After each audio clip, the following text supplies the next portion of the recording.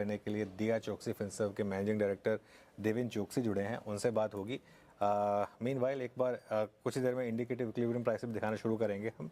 Devendra ji good afternoon. Devendra जी, market में क्या हो रहा है इस समय? एक काफ़ी टायरिंग मार्केट, ना ऊपर जाने को तैयार ना नीचे गिरने को तैयार। ऐसे कब तक आपको लग रहा है कि इस रेंज में ही हमें मार्केट को इसी रेंज में देखना होगा?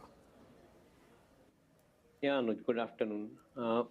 निफ्टी 50 या सेंसेक्स के स्टॉक्स को देखें तो definitely I think you are right कि यहाँ पे आई थिंक कोई तरीके से मार्केट के अंदर मूवमेंट नहीं बन रही है despite of positive result in the last quarter. यहाँ पे मूवमेंट नहीं बन रही है।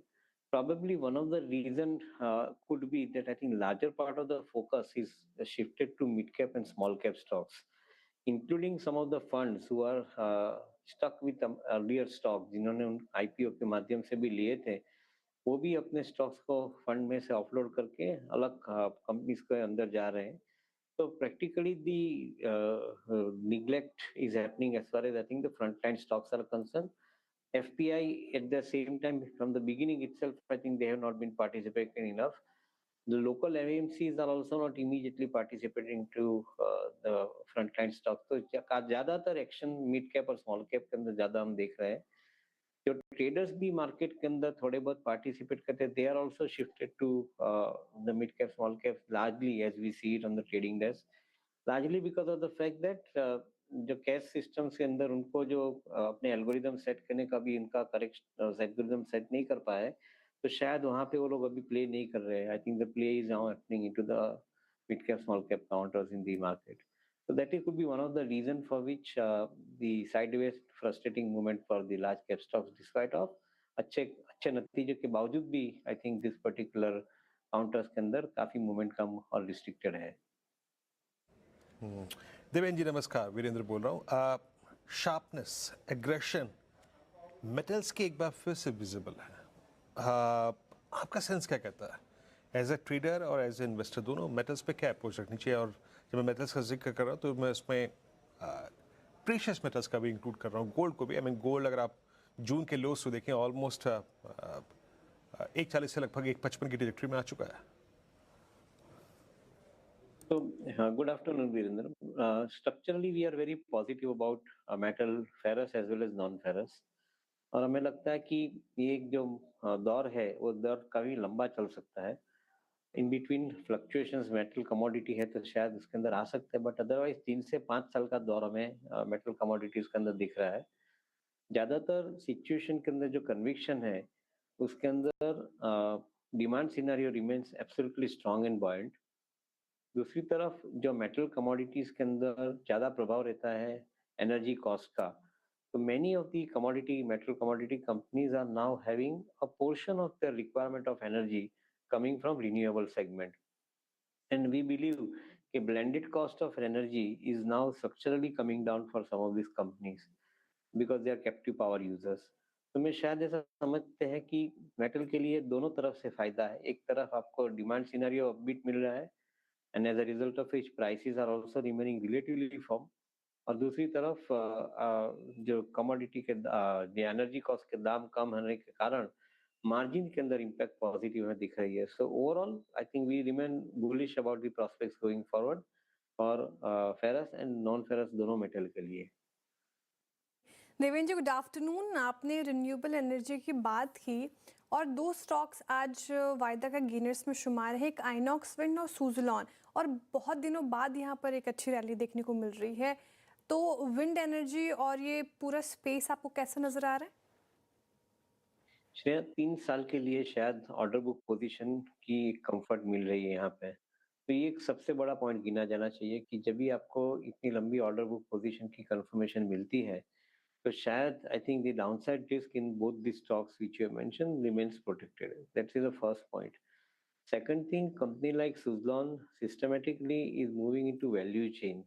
They are also moving further into solar. They are also moving further into the EPC segment and importantly energy storage segment के अंदर। तो शायद एक वैल्यू प्रोपोजिशन यहाँ पे बनते दिख रहा है कंपनीज के अंदर। वी बिलीव कि ये वैल्यू प्रोपोजिशन जो 3 साल का व्यू रख के जो इन्वेस्टर चलते हैं उनके लिए काफी रिवॉर्डिंग हो सकता है। तो शायद that is the reason for which I think we are bullish and convinced about the prospects going forward.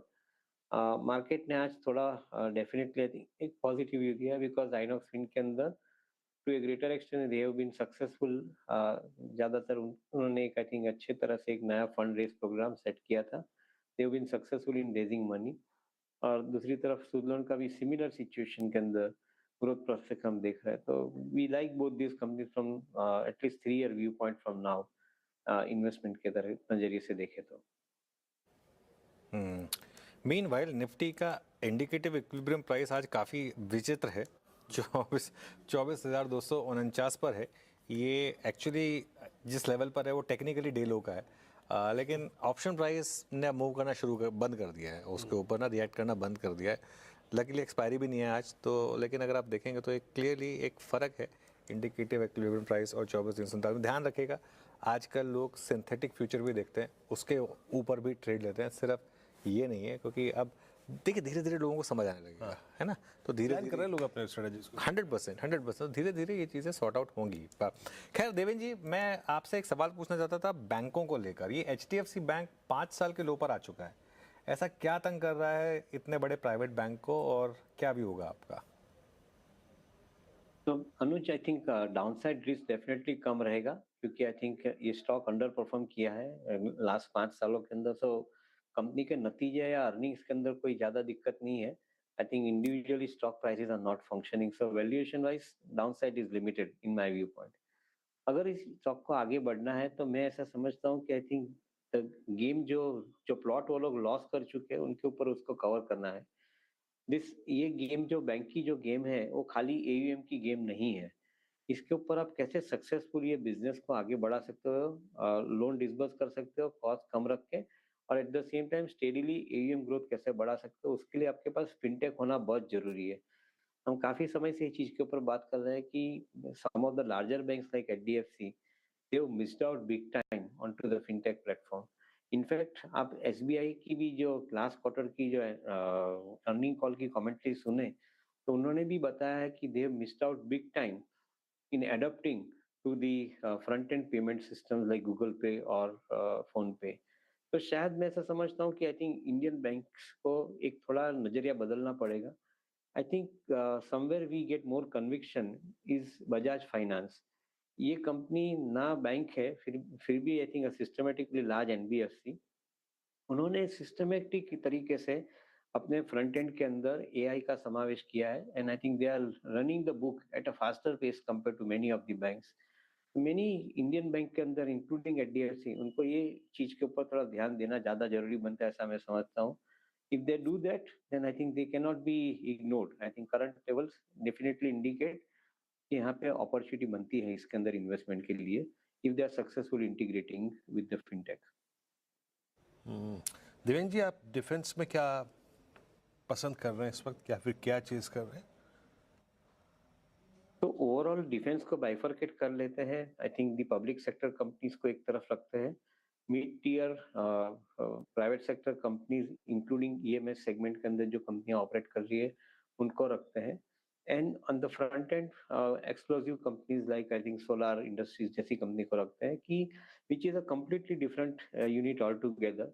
एक तरफ डिफेंस का पोर्टफोलियो उनके पास, उसके साथ में उन्होंने स्ट्रेटेजिकली इन्वेस्ट किया है इन सम ऑफ द कंपनीज जहाँ पे उनको सिस्टमेटिकली एक वैल्यू प्रोपोजिशन भी बढ़ रही है, and at the same time strategic investment होने के साथ में they are in a better position to supply their exclusive into them. तो ये कंपनी हम एक अलग तरीके से देख रहे हैं।